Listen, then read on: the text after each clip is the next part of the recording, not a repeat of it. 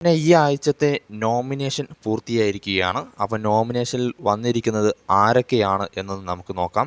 ജാസ്മിനെ നേരിട്ട് power team നോമിനേഷനിലേക്ക് select ചെയ്തിരിക്കുകയാണ്. അതുപോലെ തന്നെ 7 വോട്ടുകളുമായി അൻസിബ, ജിൻഡോ എന്നിവർ നോമിനേഷനിൽ വന്നിട്ടുണ്ട്.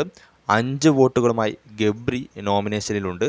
4 വോട്ടുകളുമായി ഋഷിയുണ്ട് നോമിനേഷനിൽ. അതുപോലെ തന്നെ 3 വോട്ടുകളുമായി നോറയും അർജുനും നോമിനേഷനിലുണ്ട്. അതുപോലെ തന്നെ 2 വോട്ടുകളുമായി സിജോ നോമിനേഷനിലുണ്ട്. അങ്ങനെ 8 പേരുകളാണ് ഈ ആഴ്ചത്തെ നോമിനേഷൻ ലിസ്റ്റിലുള്ളത്.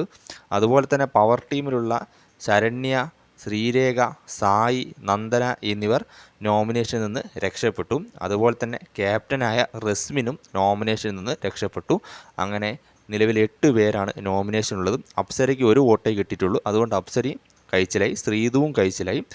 അങ്ങനെ 8 പേരും ജാസ്മിന്, അൻസിബ, ജിൻഡോ, ഗബ്രി, ഋഷി, നോറ, അർജുൻ, സിജോ എന്നിവരാണ് നോമിനേഷനിൽ വന്നിരിക്കുന്നത്.